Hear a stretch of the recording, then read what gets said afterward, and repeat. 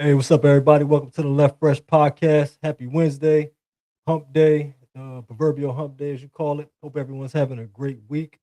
Thank you all for jumping on. Hope everyone's looking forward to the back end of the week, the last 2 days of it.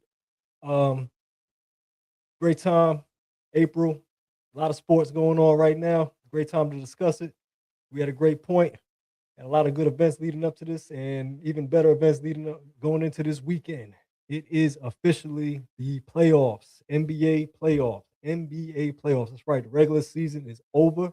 We are in the middle of the play-in. I'm watching the play-in as I'm streaming, as I'm talking to you all right now. Um, yeah, I got a lot to talk about, man. I got the NFL draft getting ready to come up around the corner. You got WrestleMania weekend coming up. You just had the WNBA draft. A lot of things going on in sports throughout this month. A great month. Birthday just passed Monday. I enjoyed it. Thank you all for the wishes and everything. Like I said, everyone that's on right now, I just want to encourage you to subscribe, like, comment, share. If you haven't already, if you have, I appreciate the support. Like I said, welcome to the Left Fresh Podcast. Let's get right to it. Let's not delay anything further. Um, like I said, playing games. NBA has already started with the play-in. Got the playoffs coming up this weekend. Thank goodness the regular season is officially over. All of the complaints and the belly aching about the tanking and the defense, the typical no defense, too many threes, that type of regular season complaints that everybody has been going on, dragging. Tanking talk got overblown for like the last 2-3 months. And now we have finally gotten all the dumpster fires out the way. We're officially trying to get the last two couple games left before this playoffs start to see who's going to get into those last two spots in each conference, the seventh and eighth seeds. Definitely exciting right now. He had a definitely a good game yesterday. Like I said, we're gonna start it off with the NBA because it is starting to heat up. As you see, like I said yesterday, you had the Charlotte Hornets. They just beat the Miami Heat in overtime. LaMelo Ball, big game winning shot. Had a rough shooting night. Con Canepa also had a real bad shooting night as well. But the Hornets still pulled it out. A lot of controversy about whether it was a dirty play or not. LaMelo Ball tripping Bam out of Bayou. I mean, it looked like he grabbed his foot. And it's sad, and even worse, they show clips of him 2 years ago where he did the same thing to Bam. Um, if the bucket was scored, Bam getting getting back, and LaMelo grabs his foot and kind of trips him. This time around, Melo did look like he got hit in the head coming down, but he looked like he got a hook around Bam's ankle or foot and kind of pulled from beneath him. Bam kind of fell, sustained a pretty bad injury that kept him out the rest of the game. And Miami, a roster that's not very loaded, you know, losing your best player kind of just just makes it even tougher. And yet they still pushed it to overtime. Andrew Wiggins had a big night, but it was in a losing effort. Miami goes home for the playoffs. Big questions about what they're going to do in the offseason. I mean, Miami is kind of one of those middling teams for quite a while now, and it's like now they finally look like the bottom is finally falling out for them. I mean, they kind of sustained like I said, a middling pace. Um, Even with Jimmy Butler when he was there, and they even made that miraculous run to the NBA Finals. Remember, they was an eighth seed, so they've been kind of just a middle of the pack team for the last maybe 4 years now. So now that Jimmy Butler's been gone for a whole season, Miami's kind of just fighting amongst the pack. I mean, impressive that they stayed 500. Um, they could have very well been a lottery team or one of the tanking teams that everybody's trying to crack down on. But Miami, with the Heat culture, just kept on fighting and just did what they could. But it's just like a depleted roster almost. And then once Bam went down for the game, yeah, it was pretty much over after that. But even then, I thought it was over until he forced overtime. Like I said, Andrew Wiggins stepped up big time. I give a 30-point, 28, 30-point performance and whatnot. Like I said, LaMelo and Con Canepa didn't shoot the ball too well, but LaMelo still got his buckets. Uh, Charlotte moves on to the next playing game, hopefully fighting for that eighth spot. Um, and you look at the Magic and you look at the Sixers who's playing right now. Sixers had a slim lead, playing without Joel Embiid. Um, Magic trying to hold on. Desmond Bain is shooting pretty well. He got 19 points right now in the first half. But yeah, it's looking tough for Orlando. It's been looking kind of rough for Orlando pretty much all season. I mean, a team that's been kind of just the definition of middling. And that would be fine if they were in Charlotte's position. If Orlando wasn't supposedly further along than what they are, then middle of the pack would be great. If they were just like a rebuilding team and a lottery team, but they've been in the playoffs for a couple of seasons now, and the expectations for them to turn that corner has been kind of came and went. And the talk around the NBA community is, Coach Mosley may be on his way out.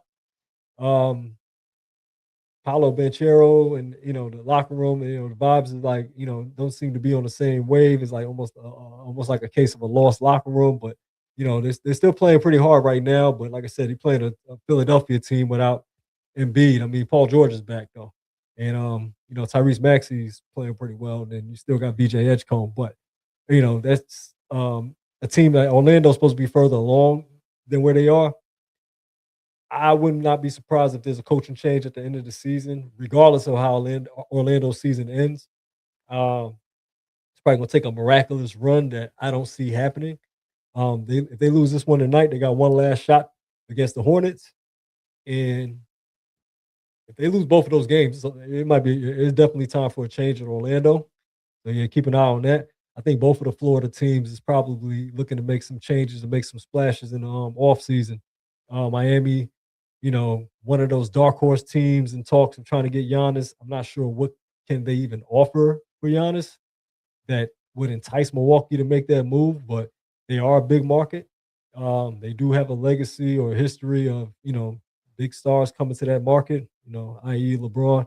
But does that happen with Giannis? That remains to be seen. I mean, we all know the story of Milwaukee is like an ongoing drama right now. It won't be that cut and dry as to where Giannis goes. But yeah, Miami was one of those dark horse destinations. But if that doesn't go through for them, they're in a tough spot though. I mean, they don't have a lottery pick, they don't have a high pick and they don't have a high, projected pick in the draft. They really don't have any way to get better other than land a big name free agent. So yeah, that's a tough spot for Miami. Going into the offseason. I mean, if they don't walk away with a Giannis or, if Kawhi Leonard's contract doesn't get voided and he doesn't, he isn't on the move, I'm not sure what Miami can do to actually get better. Is Spoelstra stepping down? No, I don't think. No, Spoelstra's not stepping down. No, he's staying in Miami. I don't think so. I think Miami's not letting go of Spoelstra too easily. I think they just need to retool that roster. Like Spoelstra's a great coach because the fact that they're not a lottery team is a product of Spoelstra's coaching. I mean, that team is just really kind of depleted on talent at this point. I mean, they just don't have any depth. I mean, after Bam Adebayo went down, I mean, Khalil Ware is a solid young big. He's got potential. Tyler Herro, what the ceiling is with him. Andrew Wiggins, he had a big night yesterday, but not enough of those big nights. I think Norman Powell is probably the most impressive player on the Heat outside of Bam Adebayo. But I mean, going against an Eastern Conference that's just got completely better. Like there's 9 other teams in the East that are over 500, and to keep pace in that, Miami has not had a high draft pick. I don't think since Bam. So, I think Miami has to, I don't know, make some moves, probably give up some future draft picks to probably move up in the draft, see if anybody's going to be willing to. I'm not sure if anybody's giving up a draft pick in this, moving down in this draft. This draft is loaded. But yeah, it would have been nice if Miami could have had a lottery pick or something like that. I mean, I think in the middle, they do draft well for the positions they land in. I think they do come away with some pretty good draft steals, but they're going to need, you know, hoping for draft steals and you don't have a star. It's going to be tough in this league, and that's going to make it tough for a great coach like Spoelstra is that he doesn't have any real star power. Bam is a secondary guy. You know what I mean? He's a support. He's a supportive, complementary type of star. Tyler Herro is another one, is just another scorer, but you need something else in Miami. But yeah, like I said, Charlotte moves on. Like I said, they play the winner of the Sixers and the Magic tonight. and the winner, and the winner of the Magic and the Sixers tonight moves on to the seventh seed to play the Celtics. So the loser would face Charlotte, and that's for that final spot to play against the Pistons in the eighth seed. And I mean, listen, Charlotte, I'm not saying that, number one Pistons team can go down to Charlotte, but Charlotte has a very unorthodox team. They can get hot from three, and they're very tough to go against. And it would be crazy to see a 7-game series after that fight with Diabate and Jalen Duran from early in the season when suspensions was mad, and Isaiah Stewart comes running off the bench ready to fight, and there's a bunch of suspensions. That's going to be a crazy 7-game series. How that if those two teams end up playing each other, like I said, Charlotte's a team that can have a lot of explosive firepower, one of the most 3-point shooting teams in the league, and to go against a team like the Pistons, who really doesn't have much offense outside of Cade Cunningham. So that's a concern there. But they also are one of the best defensive teams. So how they defend Charlotte, they may easily just smack Charlotte around because Charlotte doesn't have a very disciplined team. Uh, LaMelo Ball is extremely talented, but you know, structure and pace and playing within the playing within the actual game is kind of the question with him. A lot of people joke that he plays like he's on he's on NBA 2K or something. But I mean, it's kind of like that. He's almost playground like. But he is one of the best. He is a great shooter, a great scorer, great size, great passing. Just kind of has a reckless style of play, and playoff basketball and going against a team like Detroit. Like I said, I mean, they could probably shake things up if they were running on all cylinders and the shots are falling, but Pistons, are a great defensive team, and reality can't set in right there. You're just kind of looking at it like, can they upset them? I mean, looking at the history they had early this season, it would be great to see the Hornets and the Pistons in a 7-game series. I would look forward to that. Yeah, the Celtics either against the looks like they're going to probably play the Sixers at this point. I mean, I don't know if Orlando is going to really rally against them. I mean, I'm kind of skeptical about Orlando all season long. But yeah, that would be an interesting series. I think Celtics would get rid of either one of them personally. I mean, they get rid of the Sixers or the Magic. It doesn't matter. I think the Celtics are starting to run on all cylinders. I mean, Jason Tatum's not even back to his usual self yet, and he's already he's already producing. Um, they got depth. They're still a pretty good team. And I mean, like one thing as I see all of these teams up here, I see all of these teams are flawed. You know what I mean? And that's just the mark of parity in the league. Is like it's so evenly the margin between these teams is so thin that there's no real runaway favorite. I mean, yeah, you got the Thunder, you got the Spurs and everything of that nature. You got the top teams, but we've seen the last couple seasons where nobody is repeated and there's been upsets and great finals runs because the margin between these teams as far as how great they are is really, really slim. It's just a matter of who can really step up and close the deal when it matters. Um, as I'm looking at the rest of the bracket, and you see the rest of the matchups going in towards the weekend, the Cavs and the Toronto Raptors, that should be an interesting series. I think Cleveland could probably pull that one out. Scotty Barnes is solid. They got a lot of wings. They got Brandon Ingram. They got solid wings. They got a little bit of depth as well. Young players in Toronto. But I do think Cleveland can make it out of that series with Harden and Mitchell and Mobley. I mean, they better. I mean, yeah, Cleveland better make it out of that series. I mean, without hesitation, they better make it out of that series. I think Toronto can make up probably get 1 or 2 games out of it, but Cleveland got to make it out of that series. With just the expectations. Donovan Mitchell and Harden together with Mobley. This team.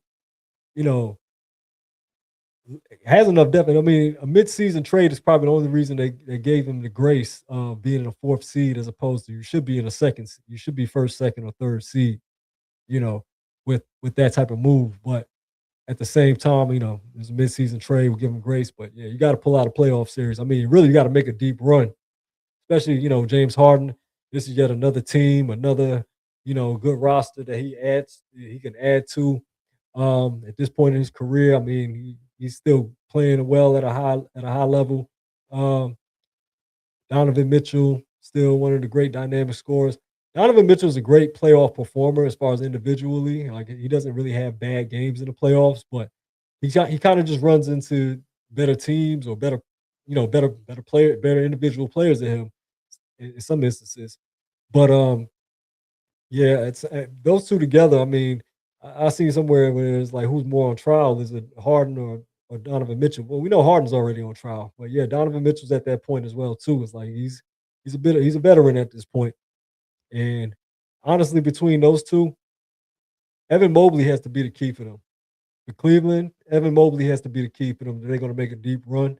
Like he is one of the best young centers and best young bigs in the league. I mean, him and Jared Allen. Jared Allen at center, and then you got Evan Mobley.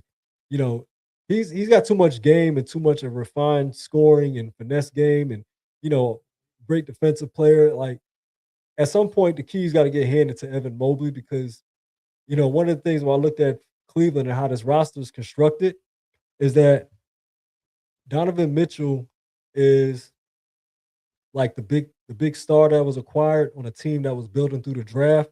When LeBron left in 2018, they just got right back to the rebuild. They got, Evan, like I said, they got Mobley, they got Darius Garland, who was traded for Harden, and then they made a big trade to bring in Donovan Mitchell.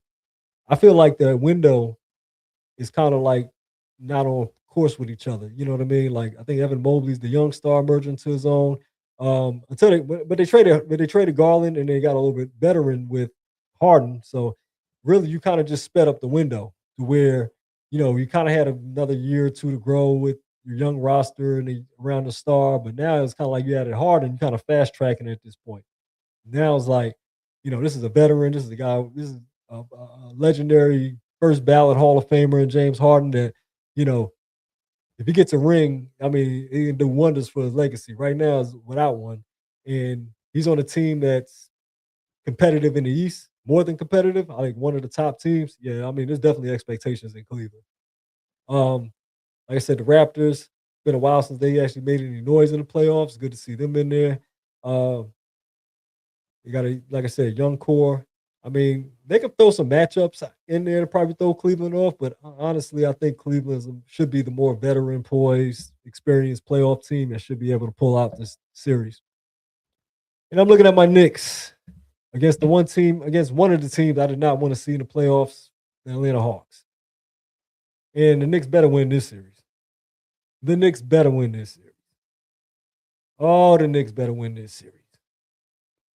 This window of Brunson and Towns and Mikal Bridges and Hart and this Knicks team is good. I mean, on one end, on the high end, everybody's saying the Knicks, if the Knicks can make it out the East, they can make a finals run. On the low end, the Knicks can get upset in this very round. The Hawks pose a very tough matchup for the Knicks.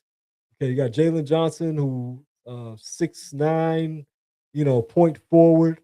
That's always tough to defend. We got a veteran in CJ McCollum, you got Nickeil Alexander Walker. You know, that was a big pickup. He's looking like a most improved player candidate. Then he traded for Jonathan Kuminga, another wing. You know, Dyson Daniels was a great defensive player. Yeah, this is a tough matchup for the Knicks. Like this is kind of the matchup that I didn't want the Knicks to have. Like I'd much rather us have the second seed. Much rather us have the second seed and take our chance on one of those play-in teams. But yeah, this Hawks team right here, I mean, like I said, it's a matchup problem. Um, I thought we got rid of the Hawks nightmares when the Hawks traded Trey Young. I thought we were done with the Knicks killers.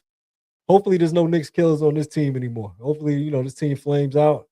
Um, they're still looking good going into the draft. They got New Orleans or Milwaukee's pick.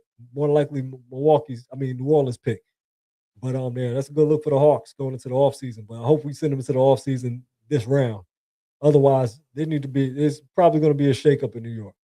Um, so far, the regular season with Mike Brown has been pretty average, which is kind of like lateral from what happened with Thibodeau. Other than that, we didn't see the same defense we've seen. It's not really the same tough and gritty Knicks team it is. Although Jalen Brunson is still, pulling out the heroics in the fourth quarters. Knicks still has some pretty good wins, but not great wins. When it comes to the best teams in the league, it's like same story like last year. Now we did beat the Celtics despite not beating any of the good teams in the regular season last season, but it's the same story. We're not beating the good teams in the regular season. And, you know, I'm just kind of worried, like, hey, we might even win this series, but then next series, who we got? The Celtics. We got them again. They're gonna be out for blood, but you know, hopefully, we still got enough to get past the Celtics. I don't think the Celtics really scare us though as much. I think Detroit wants us too. Celtics want us too. Everybody want the Knicks out of there. You know what I mean? Because we beat the Celtics, we beat the Pistons. So the two teams at the top want us knocked out. And one of those that surging Hawks team might have found a stride. They're going to be tough, a lot of length, and that's the thing that worries me about my Knicks is the lack of defensive capability when it comes to Jalen Brunson and Towns. Is like, you know, switches they can get targeted. However, you know, I think we still got a chance to make it out of this series with the Hawks. I think we do. It's just at this point, it's like, hey, everything is real at this point. This is not a drill. This ain't a regular season game. We need to strap up. This is it's go time. But yeah, the East is the best it's probably looked in years. All these teams over 500. So yeah, I mean, it's looking like a dogfight. Like I said, I'm not putting nothing past any. I'm not looking past anybody. Cheering for my Knicks series by series, but it's gonna be interesting. I'm gonna keep my eye out for it. Switch over to the West. Um, the Suns and the Blazers. Great game yesterday. Blazers pulled it out. Incredible season. Despite everything that happened with Chauncey Billups, Tiago Splitter stepped in as a head coach, part of that Greg Popovich tree. Played many years with the Spurs. Um, picked up some things from Pop. Got the Blazers in the playoffs. Um, Danny Avdija had a huge night, 41 points, like 12 assists, like almost a triple double, like 8, 9 rebounds. Um, Bad night for the Suns, man. I mean, Jalen Green had a great night. I think he had over 30, but Devin Booker had like 22. But yeah, I mean, it was a close game. But Denny Avdija, man, he's turning into a star. Um, Started out in Washington, had a couple light seasons. He was drafted pretty high. Washington gave up on him. He found himself in Portland, developed, just a late bloomer. You know, looking great out there though. He was an all-star this year. I kind of put everybody on notice that he was looking like he was turning the corner this year, and sure enough, I mean, looked like he's ready for the playoffs. Not sure how they're going to look against San Antonio though. That's going to be a tough one right there. I mean, I think San Antonio might be sending them home in that one, but it's going to be interesting. They got Drew Holiday for playoff experience, and Spurs do got Harrison Barnes and De'Aaron Fox as well. So I think Spurs got too much depth for them, but this is a great story for Portland to make it to the playoffs after all of this. It was good to see this type of intensity and desire and competing going on at this point, now that the regular season is over. Um, like I said, the Suns still got a shot. They play the winner. The Warriors and the Clippers. Loser between the Warriors and Clippers goes home. I got the Warriors going home with, Steph on minute restriction. I don't think he's going to be playing much. Kawhi Leonard, another one, great story. They traded Harden from the Clippers, and the Clippers were awful. They got rid of Chris Paul. It was a whole bunch of tumultuous things going on with Kawhi's contract and different investigation. I think he's still being investigated. I'm like, this is how you get people off your back. I mean, he's been out here performing. He's been healthy, working. I mean, if you hasn't been earning a contract before, he's earning it now, at least. I mean, but it'll be interesting to see what he does in the regular season. I mean, since he's been with the Clippers, he hasn't really taken them very far. So, getting them to the playoffs now is impressive. Um, they get them to the playoffs, they'll be playing against OKC. That's going to be interesting. I mean, OKC should splatter the Clippers, but the Clippers do got somebody that can go out there and get them a bucket, play some great defense. I mean, Kawhi Leonard, when healthy, I mean, look at his past season. I mean, he still looked like a top 10 player at least this season. I mean, he's averaging a career high in year 14. Um, like he's putting up his best numbers in this late in his career, and he's had a whole bunch of injuries. So I mean, that low management look like it's actually paying off when he's on the court. I mean, he's actually balling out. You look at the rest of the matchups. Like I said, OKC just kind of waiting for whoever gets that eighth spot. Spurs against the Blazers. Two young teams going at it. I think the Spurs end up winning that one. Um, got the Nuggets and the Timberwolves. I was interested in this series, but then I'm kind of concerned as well. Hoping that Anthony Edwards is 100%. He's had some great playoff performances. He's a dynamic player. Um, Timberwolves versus Nuggets is always a good fight. But this if Anthony Edwards isn't healthy or 100%, he's got to play through too much. That can only hurt Minnesota. No answer for Jokic. Between Gobert or Julius Randle, no matter who they throw at Joker's gonna cook them. So they're gonna need Ant-Man to be 100% and playing at his best because if not, then this is gonna be a quick series. Denver's probably gonna be a quick work at Minnesota, which kind of leaves at the question is what can Minnesota do to get better around Ant-Man, who's their young superstar, and he's got a lot of parts around him that's kind of getting up there in age, though. I mean, they already traded Mike Conley and got Mike Conley back, and he's pretty much on his last leg. You got Julius Randle's pretty much contract expiring. He's probably well into he's in his 30s now. Um, Rudy Gobert is getting up there, getting a little long in the tooth. So, the question is with Minnesota being a playoff team consistently, how do you get better? How do you get young talent around Ant-Man? Because that's kind of what the league is going at right now. The league is getting a lot younger. And, you know, I do like some of the other parts. I do like some of the parts they got in Minnesota though. They got Bones Highland. He was producing out there, but and Dizabengio, they got other good part. They got decent parts, but I mean Ant Man's gonna need a little bit more. They're gonna need a lot more depth to make a really deep, serious playoff run. I mean, as you can see, they're still out of the home court advantage part of the bracket. Ant Man's can only elevate this team so far. And I think, the roster, their core around them has gotten pretty stale. And it may be time to make some changes in Minnesota as well. And of course, the matchup everybody's always can't help but talk about the Lakers and the Rockets. LeBron, age 41, pretty much by himself again. No Luca, no Austin Reeves. Well, trying to see if they can get Luca back by the end of the series. If this series is even long enough to even for him to make it back to, because they had as good a chance of any. I mean, this was the series they wanted when everybody was healthy. This is the series the Lakers wanted when everybody was healthy. When you got um, LeBron, Luca, and AR, this was the series they want. Houston kind of looks clunky and dysfunctional throughout the season. No point guard, no replacement for Van Fleet. Reed Shepard, he's still developing. He's still solid, can hit some shots and everything like that.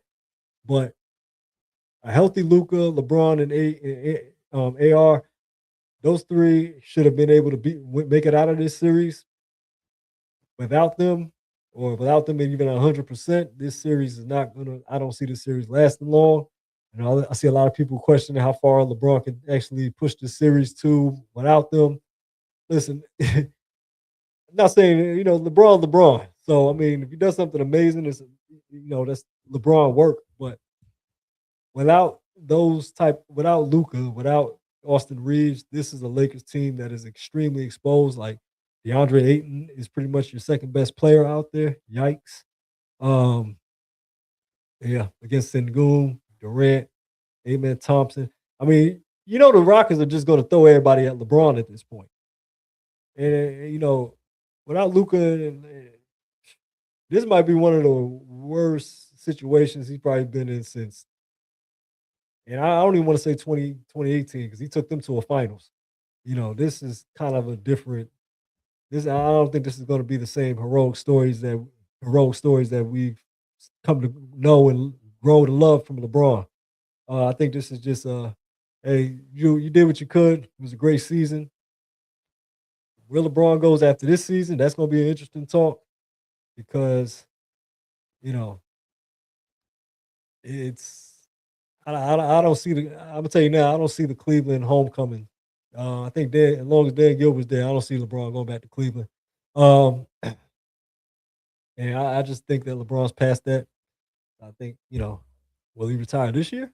A lot of people saying, "Oh, no, he wants a farewell tour. He wants a farewell tour." Listen, LeBron, you know, I can see him doing the whole farewell tour and everything, of course. But at the same time, you know, LeBron is also enigmatic enough to just surprise everybody. I'm calling it quits at the end of the season. You can wait to the end of the season, say I'm retiring and be done with it. But I mean, a farewell tour is still on the table. I'm not denying that. But I wouldn't be surprised if a surprise retirement wouldn't surprise me. So that's just my take on it.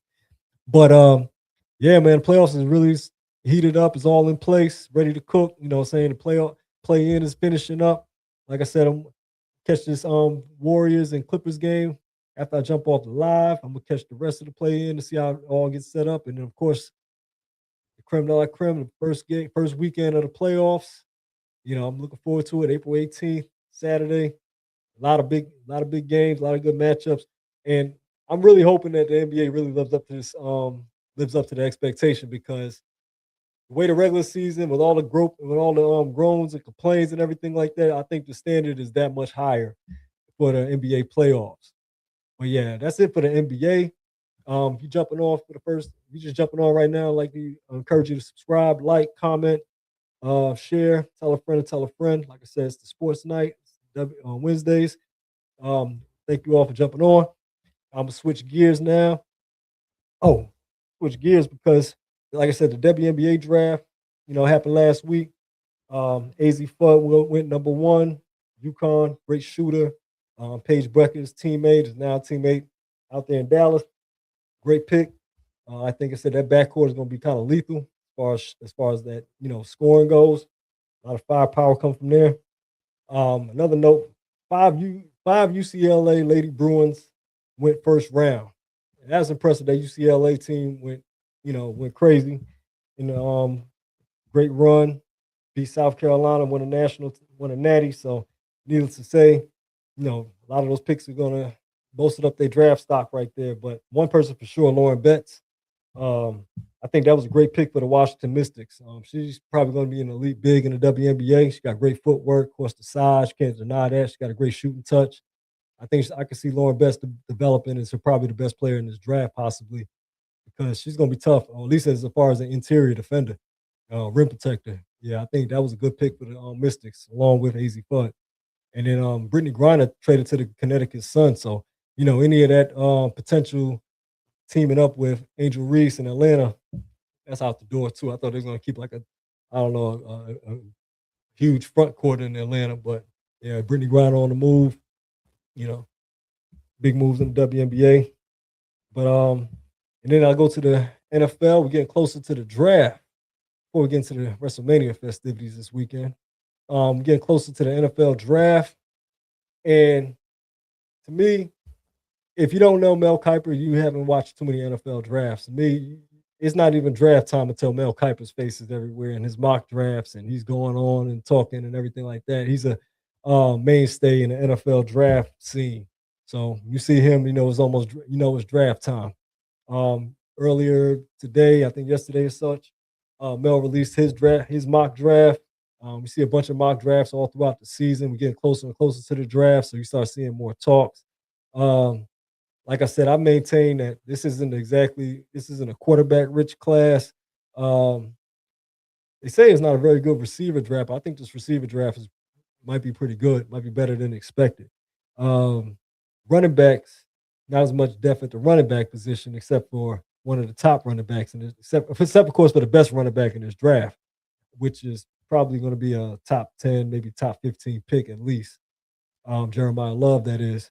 But yeah, looking at Mel's, I don't have too much pushback. Yeah, I do got some pushback, but not too much.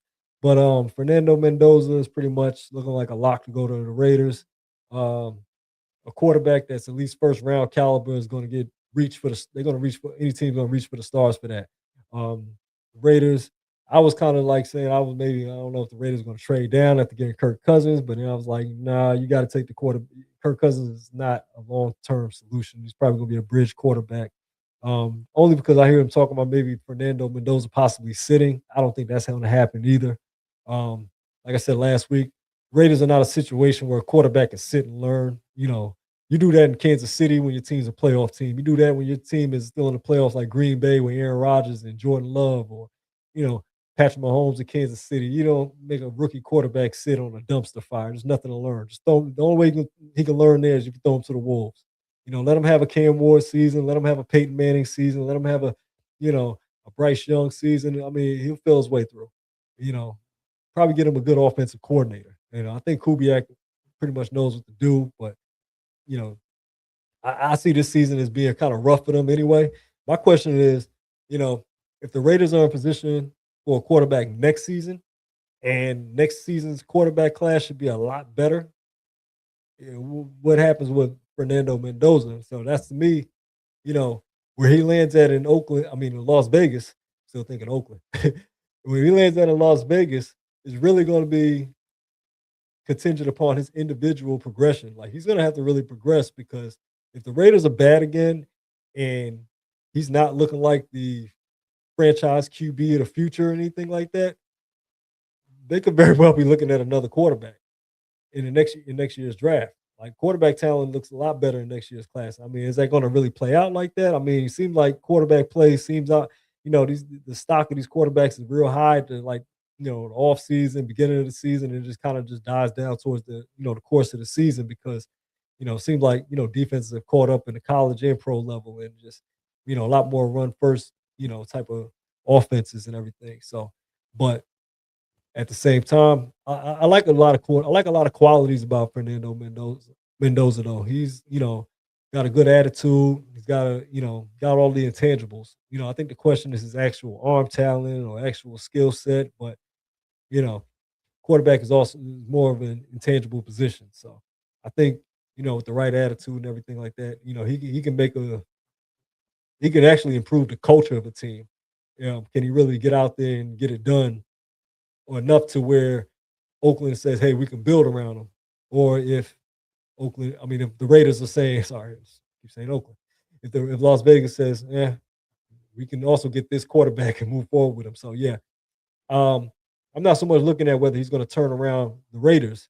It's just if he's is he going to be individually good enough for the Raiders to not get back into the draft and look for a quarterback next season because it's not act like it's far fetched with the Raiders. But anyway, moving on.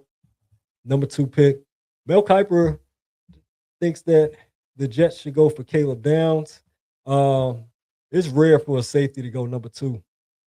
I mean that you got to be Sean Taylor, Ed Reed level safety to go number 2. And I mean Caleb Downs is definitely like that. I mean he's definitely great, but the Jets are a team that can use anything anywhere. And I'm not sure if they're going to just start off with the safety. I mean, it's not insane to me, but I think that yeah, Caleb Downs at number 2, that's pretty high. Arvell Reese was also talked about as number 2. I like David Bailey at number 3 as well. Like I said last week, these linebackers in the top 10 right here are the ones kind of like to me that stand out to me as far as that position. I feel like either one of these 3 can actually, 4. Sorry. You got Ruben Bain, who's really an edge, but you got David Bailey, Arvell Reese, Sonny Styles. Sonny Styles looked like a genetic freak. So I can see teams, reaching up for him. I can see him going pretty high. Like I said, where he's at right now looks pretty sensible going to the Commanders. Carnell Tate looks like pretty much a lock to go to Cleveland. Every mock draft I've seen pretty much has him there. They definitely need a receiver. Um, my Giants. My Giants are a team that looks like we can be going in a whole different. We can be going in several different directions. I mean, I've seen the Giants being projected as getting Caleb Downs. I've seen the Giants projected as getting Spencer Fano. Um, the I've seen the other lineman from Miami, Mauga. Um, Sorry, another receiver. I don't think we need another receiver as long as we got Malik Neighbors coming back. But yeah, offensive line, Caleb Downs. I've seen um numerous different situations the Giants are going with. Me personally, I would definitely need something maybe on the back end of defense. I mean, I wouldn't mind getting Caleb Downs on the back end too as well. We haven't had anything great in the safety position in a while. But Yeah, I'm not sure that we won't go for another lineman like Mel's projecting, or maybe one of those linebackers or ends. But then again, we got too many ends as it is, and we're still waiting on Abdul Carter and a couple of others. But yeah, I can see safety alignment for the Giants. But yeah, the Saints. And I had the Saints. The Saints have been looked at as going for linebacker or receiver. Tyler Show, maybe getting another receiving target. I think Makai Lemon is a good look for them, especially with Chris Olave. He's had a lot of injuries, and we're not quite sure where he's going to wind up at. In the long term. So I can see the Saints probably trying to add another weapon. It makes sense for them to do such. But like I said, we're getting closer to the draft. It's really getting excited. I believe it's next Thursday. Yeah. But yeah, I'll be back with the draft coverage as we get closer and closer to it. I'll have a more in-depth first round. But yeah, this is kind of like the interesting. Um, this is starting to get to the interesting part now, where start seeing a lot of mock drafts start getting shaken up a little bit. Start seeing teams, hearing reports of teams going in one direction, maybe switching towards another direction. Um, I'll be surprised if I see a trade though. I don't think too many trades are going to be made. Um, Simply because um, I think everybody has kind of already been to the point where it's like, you know, you're not getting a quarter. There's no quarterback up in this draft. Um, the positions is pretty much in abundance. Whereas at the top, there's still other other picks down at the lower part of the draft. So I mean, I'm not seeing too many things amazingly happen, but like I said, as we get closer and closer, who knows? But yeah, that's the NFL. That's the NFL talk that we got for now. Like I said, we're getting closer to it. Like I said, mock draft shaking up, heating up, everything's going. Like I said, getting to the last segment before you jump on, for anybody else. Sorry, everybody else is on right now. Like I said, if you haven't subscribed yet, go ahead and do such. Share, like, comment. Welcome to jump on. This is the last segment right here. WrestleMania 42 coming up. A lot of events lined up, a big card, 2-night event, Saturday and Sunday. I'm from the era where WrestleMania was about maybe 4 hours and that's it. You bought it on cable, watching on the cable box. You know what I mean? I'm old school, but at the same time, I've kept up with it for the years. Good to see the excitement of still going on. You see second generation stars and new stars emerging, older stars kind of just the next era going by. Part of getting old is seeing eras start and end. And I feel like this WrestleMania coming up, you're starting to see a little bit of a passing of the torch. Wrestlers kind of, pro wrestling kind of holds on to the stars a little bit. Whatever's a draw, they're going to hold on to it until it's pretty much time to pass the torch. Um, I know a lot of I know a lot of wrestling fans who followed throughout the years. I know some who fell off after a couple of years, maybe, haven't watched it in the last 10, 15 years. So, well, yeah, these WrestleMania matches right here, this card, I'm gonna show you the top 5 matches I'm looking forward to on the card. There's plenty more to look at. But these are the 5 that I'm gonna check out the most, and I'm gonna put everybody on to. If you're on, or just see if you share the same feeling I got. But definitely looking at the world heavyweight title match. This is probably you know, it's about, like I said, 4 great matches, like for real. But CM Punk, Roman Reigns, Roman Reigns, pretty much all-time greats going at it right there. Multiple time champions, big draw for the crowd for CM Punk, like a cult legend. Roman Reigns, the head of the table, probably one of the greatest champions, longest running champion since Hulk Hogan. Um, Title up for grabs. I wouldn't be surprised if Roman Reigns pulls this one out. I think CM Punk's had an amazing run, but I think he drops the title in this one. I mean, not to play spoiler, but yeah, I wouldn't be surprised if Roman Reigns, because it's going to be kind of hard for CM Punk to keep up in the ring with Roman Reigns. He's had a great run, but I think he, Father Time's undefeated, and I think Roman Reigns still got a lot left, still got a good bit left in the tank. So, yeah, I actually have Roman Reigns actually coming out of this one as the world heavyweight champion. But this ought to be an interesting. Like I said, these are for the past decade or so. CM Punk, high big time name in pro wrestling. Roman Reigns, of course, even just as much a big time name. Looking forward to this one. And then you also got also two second generation stars. I mean, Randy Orton, legendary, been in the game since, '04, '05. He's had a hell of a run as well. He's taking on Cody Rhodes for the world heavyweight title. I mean, for the universal title. Um, Cody Rhodes, like I said, great champion, top drawer for the past couple years. Has headlined some great WrestleManias over the past couple years. Looking forward to this one actually being another great performance. Two veterans in the ring, great ring presence, great, you know, holds, tactics. I expect this to be a wrestling purist's dream right here. I think this match is going to be really good. Like I said, two big time titles up for grabs. I'm looking forward to this one. Um, Seth Rollins versus Gunther. I like Seth Rollins as well, another former champion.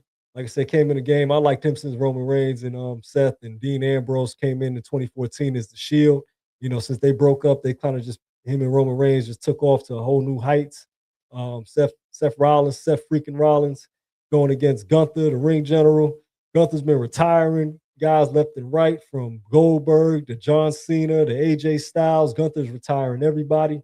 I'm not sure if Seth Rollins is going to retire after this match, but I wouldn't be surprised if Gunther actually throws a sleeper on. He can actually put Seth down. But Seth Rollins is high impact wrestling. I mean, he also puts on a great WrestleMania. I've been really impressed. The last those last three matches I've shown you are all six. I think all six of these guys can put on a great performance, can put on a great show. Like I said, Roman and CM Punk, Cody Rhodes and Randy Orton, Seth and Gunther. I actually like the way this card was assembled.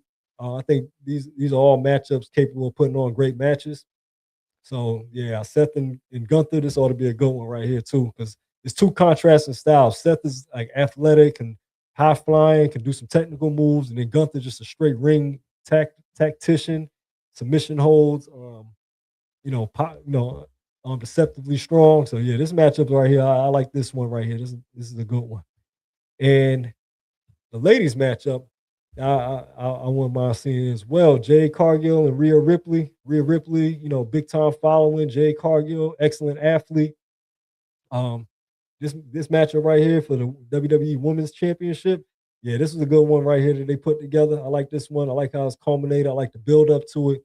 Yeah, I want to see how it all. I want to see how it all falls through. And of course, last but not least, Brock Lesnar versus Obafemi. The Beast Incarnate. Brock has been, just like Randy Orton since like '03, '04. Brock Lesnar has been tearing up WWE, left, came back, tearing up again. Multiple time champion, ended the Undertaker streak. I mean, what more can you say for Brock's career? Hall of Famer by far. Like I said, along with the other legendary names I mentioned. And then against Obafemi, who is completely over right now. Like Oba is through the roof. And, coming from NXT, former NXT champion, he's making a big impact. What better way to make a real big splash than to take out Brock Lesnar on the grand stage, WrestleMania? That would be the mark of, yeah, we're in the Oba era. I mean, this would probably be the best thing next to putting a title on him. I mean, that's probably the next step. If he wins this WrestleMania, I could see a title run for him, especially taking down Brock. If Brock wins, I feel like Oba is still going to go pretty far. It just probably just be a nice little build up to something else. If Oba doesn't win, yeah, Brock is still in freakish shape. Yeah, yeah. I mean, he's still a beast. Like I said, this is going to be a good one if they can. It's going to be should be great. But and like I said, win or lose, I think Oba's storyline still goes on. Whether he gets a title shot, whether he just kind of just keeps going. I mean, he's like I said, running through the whole WWE right now. So that's ought to be interesting to see how it plays out. I got to see these through. Definitely looking forward to these. But yeah, WrestleMania 42, and honestly, WrestleMania was over the last couple years. I seen them, and I'm like, yeah, it was pretty cool. I kind of had like it was cool, but anything I go over the roof about. I feel like this one right here, this card actually and like I said, there's many other matches. You got Dominic Mysterio, Rey Mysterio's son. going against Finn Balor. You um, got Trick Williams going against Sami Zayn. There's a lot of intercontinental matches. You got a women's tag team match featuring a different team, like 4 different teams in there. I mean, this is going to be an extensive card. Like I said, it's a 2 day week. It's a 2 day thing, all weekend long. But yeah, these are my key 5 matches that I'm gonna be looking out for. And now, for on the last segment, since we got the WrestleMania ideas flowing, I'm gonna do something for you all, and I'm going to show you all my top 5 WrestleMania performers ever, with a few honorable mentions. Because not sure how deep of a wrestling fan you all are. Some may still follow wrestling, some may have followed it tough in the early years and kind of just fell back.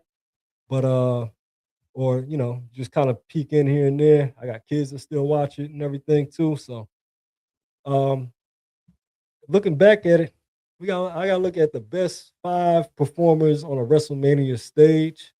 And some of my picks may surprise you. I might throw you off a little bit, but I think some of these picks, when you see them, you're like, oh yeah, yeah, they did put on some good WrestleMania shows. Um, Not always the biggest draw, but put on the biggest match, put on the best match. When you go back and watch WrestleMania in the archives, what were some of the greatest matches? These particular names are always somewhere in the mist. And I'm gonna go ahead and display them now, and I'll show my full list with the honorable mentions last, because I don't want anybody like, oh, how you leave this guy off? You'll see. But yeah, I'm gonna start off with number 5, Roman Reigns. When it comes to the past couple of in the past decade, Roman Reigns has headlined some of the best WrestleMania matches, or best WrestleManias. He's been a heavyweight champ. He's been a universal champion for so long, for a long run. He's kind of taken on almost everybody you can take on. Matches with Cody Rhodes, top tier. Brock Lesnar. I mean, there isn't almost anybody in this era. The Randy Ortons, the John Cena's. I mean, you name it. He's kind of taking on them. He's kind of taking on them all, and he's had some great matches in the process. Great athlete. Great move set. Not too many repetitive moves, or for somebody who's like a headliner as a world champion, like he actually can get it in the ring. We let some wrestlers come in there with the 1-2 moves, and do a couple of things, barely do anything, pretty stiff in the ring and everything like that. Roman Reigns actually moves pretty well in the ring, and he's put on some great matches. And he starts off the list for me as far as WrestleMania performances, kickouts, big moves. Roman Reigns is probably one of the more complete champions that we've seen in the last 10, 20 years. So definitely got to give it up to Roman Reigns, number 5. Number 4, yeah, Macho Man. Macho Man Randy Savage. Um, got to give it up to the OGs on this one. Randy Savage, WrestleMania 3 matchup, Ricky Steamboat. Yeah, 1987. That's how far back. Well, yeah, almost 40 years now. One of the greatest matches still to this day in WrestleMania history. Um, Had classics with Hulk Hogan, had classics with Ultimate Warrior, Ric Flair. Yeah, Macho Man's headlined a few WrestleManias, and he delivered on every last one of them. Macho Man is definitely a top tier performer in WrestleMania history. Only right, I feel, to put him in the top 5. Like I said, his matches are iconic, and his move set, the flying top rope elbow, is iconic. Needless to say, got to go with Randy. Number 3, already in the top 3, Bret the Hitman Hart. Bret Hart, one of the greatest technical wrestlers in history, has also been featured in some of the best WrestleManias. Some of those WrestleManias kept WWE, kept WWF before it came WWE alive. Before before Stone, right before Stone Cold and The Rock and that era, Bret Hart was putting on some quality WrestleMania performances, even though, the biggest knock on him is that he wasn't that much of a draw. I mean, he's probably compared to Hulk Hogan when it comes to that type of draw in the golden era. But he's put on some top tier matches, from matches with Owen Hart, WrestleMania 10, um, the WrestleMania 11 matchup with Shawn Michaels, the Iron Man match, the I Quit match with Stone Cold Steve Austin, WrestleMania 13, one of the greatest matches ever. Like WrestleMania, I mean, Bret Hart has headlined some incredible WrestleManias as well. Probably some of the best, I mean, up there as far as WrestleMania ever. The only reason he's probably not in the top two is because he didn't stay in WWF as long as the two in front of him. He left for WCW after that. But yeah, Bret Hart, excellent wrestler, excellence of execution, always put on a great match. And like I said, the matchup with Owen Hart, Stone Cold, Shawn Michaels, those three WrestleManias he did right there, some of the top WrestleMania matches as far as ratings. I mean, as far as like critique ratings, not like, fan ratings, like how many people viewership ratings, but as far as critiquing the match, Bret Hart put on some of the best. Into that number 2 spot, of course, The Undertaker. Undertaker, like I said, he may not be known for like, a thrilling array of wrestling maneuvers, but as far as his matches go, as far as the impact and the draw, the the power slams through the, from the announcers table, the climbing, walking on the rope, tight roping, the tombstones, the choke slams.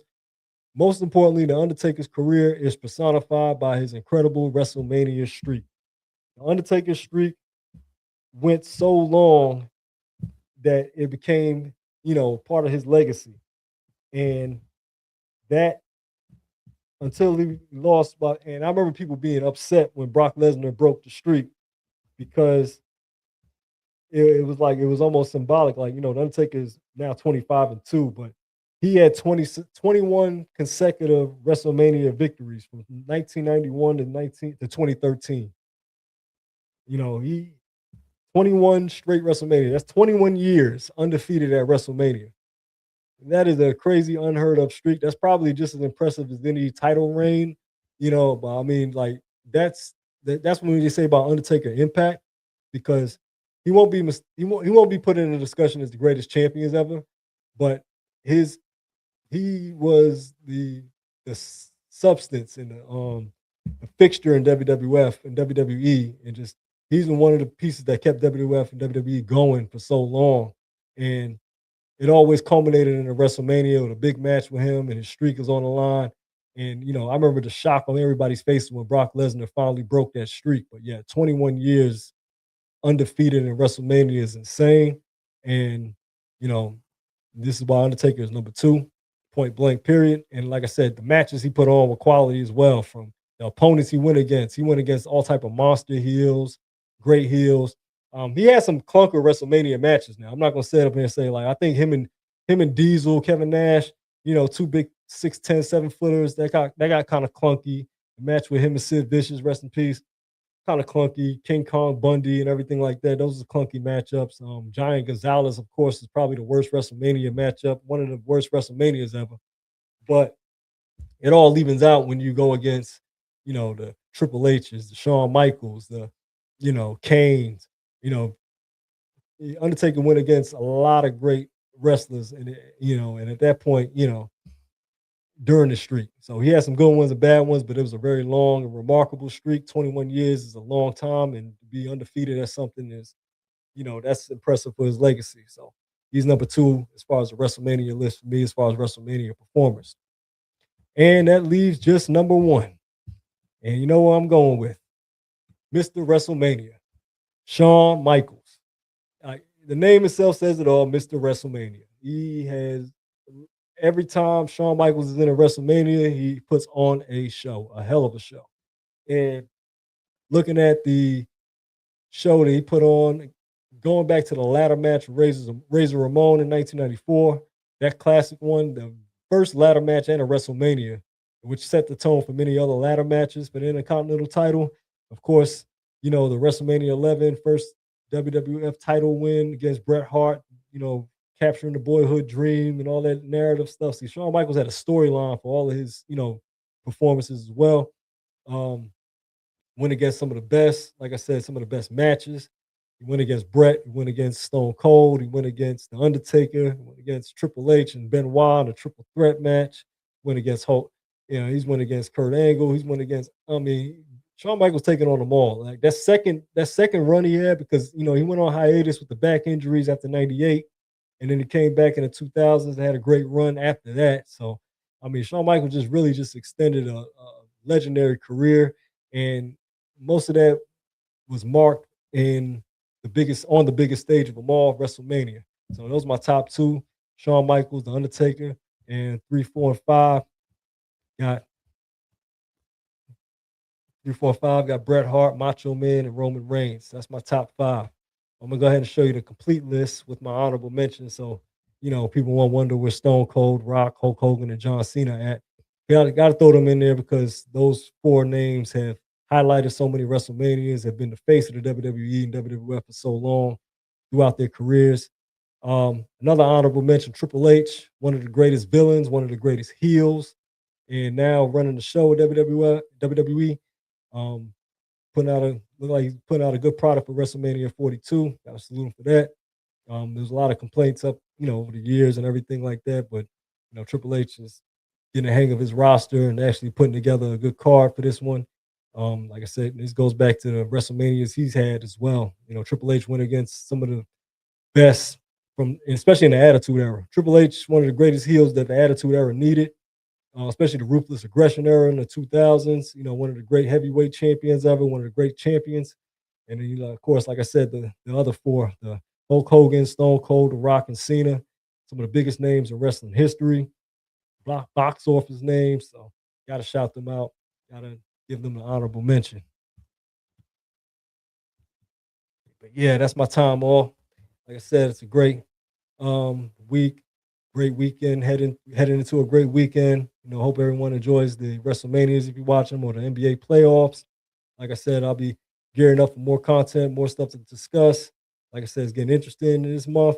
Like I said, great birthday month for me, along with some great sports that I like to enjoy with it. So I'd like to get on here and talk to you all about it. I appreciate you all for jumping on the live with me.